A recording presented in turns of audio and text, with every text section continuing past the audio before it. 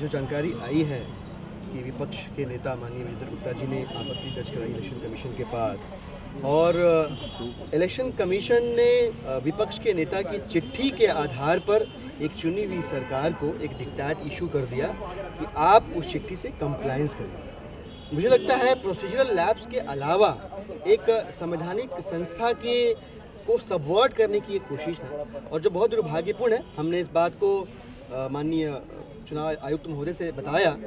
महत्वपूर्ण बात इसमें यह है कि आम आदमी मोहल्ला क्लिनिक जिसकी लोकप्रियता से भारतीय जनता पार्टी दंग है, घबराई हुई है, उस नाम से आम या आम आदमी शब्द को हटाने का सीधा मतलब यह है कि भारतीय जनता पार्टी अपने कुत्सित सोच का परिचय दे रही है, अपने संकुचित चिंतन का परिचय दे रही है और ये साबित करती है कि उसकी सोच में न तो आम शब्द है न तो आम आदमी है। उनकी राजनीति में आम आदमी को कोई जगह नहीं है और अगर उनके तर्क से आगे बढ़े हम तो फिर इस हिसाब से भारतीय या जनता शब्द का भी प्रयोग कहीं नहीं होना चाहिए, जो अपने आप में रिडिकुलस एफर्ट था उनकी तरफ से और सीधे भारतीय जनता पार्टी की आगामी निगम के चुनावों को लेकर उनके अंदर के डर को, उनके अंदर के खौफ को उजागर करती है। जहां वो आम आदमी से घबराए हुए हैं, जहां वो आम आदमी पार्टी की सरकार द्वारा आम आदमी के हित में चलाए जा रहे जो नीतियां हैं, जो ऐसी चीज़ें हैं जो आम आदमी का भला कर रही हैं, उनसे घबराए हुए हैं और घबरा कर इस प्रकार की कंप्लेंट्स कर रहे हैं। उनके पास अब कोई मुद्दा बचा नहीं और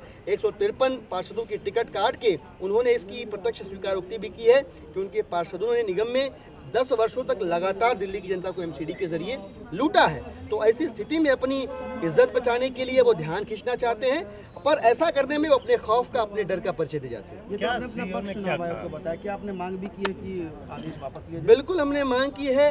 देखिए, नेचुरल जो जस्टिस प्रोसेस होता है उसमें अगर आपके पास आयोग के पास कोई शिकायत आई, उन्हें लिखित में दिल्ली की सरकार को तलब करके उनका पक्ष सुनना चाहिए था।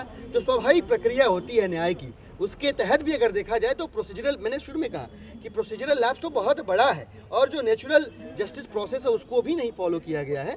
और ऐसी स्थिति में सीधे जो संवैधानिक संस्था है, जो कॉन्स्टिट्यूशनल पोस्ट है, उसकी अथॉरिटी को मिसयूज किया जा रहा है पॉलिटिकल लीडर्स के, पॉलिटिकल अपोजिशन के बिहेस पे। तो फिर क्या कहा? चुनाव आयोग ने आश्वस्त किया कि जो चिट्ठी उनकी तरफ से गई है उसके ऊपर वो चर्चा करेंगे भी, किन की वजह से प्रोसीजरल लैप्स हुए ये भी देखेंगे और इसके ऊपर स्पीकिंग ऑर्डर्स इशू करेंगे। ठीक है सर। अच्छा sir, in UP there's this whole anti-Romeo squad that has been set up by UP police and now Yogi Adityanath has taken the charge of home ministry himself, so he's going to overlook it personally. देखिए, विकास के नाम पर इस देश की जनता ने जब vote किया और बदले में उन्हें कुछ और परोस दिया गया तो जनता सकते में है। अब शमशान, कब्रिस्तान, इन सबके नाम पर वोट मांगते भारतीय जनता पार्टी अपना जो समाज को बांटने का, तोड़ने का जो कुत्सित एजेंडा है उसको लागू करने का प्रयास कर रही है। बेहद दुर्भाग्यपूर्ण है। मुझे लगता है कानून और व्यवस्था जो एग्जिस्टिंग सिस्टम है उसको स्ट्रेंथन करना, पुलिस की अकाउंटेबिलिटी फिक्स करना और जो अपराधी हैं उनके हौसले बुलंद होने से रोकना, अगर ये उनकी वरीयता में, उनकी प्रायोरिटीज़ में है तो चीज़ें ठीक होंगी, वरना सब कुछ दुर्भाग्यपूर्ण रहेगा। सर, सिद्धू ने बोला है कि मैं शो करूंगा क्योंकि do you want me to be corrupt और I am doing my show to gain earn money, do you want me. देखिए, सिद्धू ने उनके फंडामेंटल्स में कभी कोई कन्फ्यूजन था नहीं। उन्होंने हमेशा से क्लियर किया हुआ है कि उनकी प्रायोरिटी क्या है, जनता की सेवा करना या कॉमेडी शोज़ में पार्टिसिपेट करके पैसे कमाना। वो अपनी प्रायोरिटीज़ पे पहले से हैं। अब ये हमको आपको सोचना है कि हमसे आपसे कोई गलती हुई है। सर, अगर चुनाव आयोग आपका सपोर्ट नहीं करता तो आप इसको चुनाव आयोग को किसी राजनीतिक दल का सपोर्ट करने की आवश्यकता नहीं है। मतलब उनके लिए गाइडलाइंस बनी हुई है, उनके लिए प्रोसीजर्स बनी हुई हैं। संविधान में क्या करना है उनको ये लिखा हुआ है, उन्हें उनका अनुपालन करना आवश्यक है।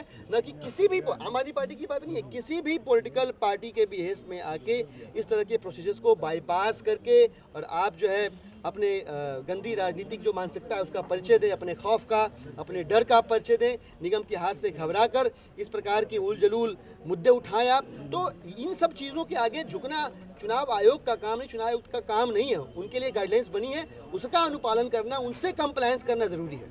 ठीक है।